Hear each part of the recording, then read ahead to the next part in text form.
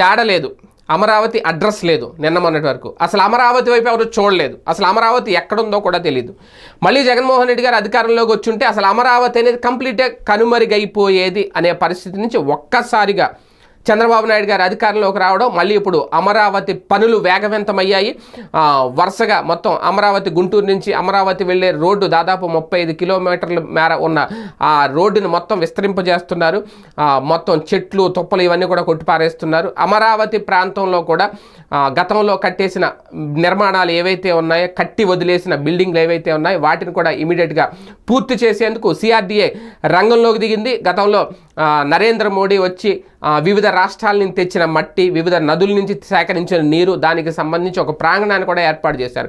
అప్పట్లో గతంలో వాటికి పూజలు చేయడానికి వెళ్తూ ఉంటే అమరావతి రైతులు అప్పటి ప్రభుత్వం, వైసీపీ ప్రభుత్వం వాళ్ళని అడ్డుకుంది అని చెప్పి దాన్ని వదిలేస్తే అది ఇప్పుడు ఒక అడవిలాగా, అరణ్యంలా తయారైంది.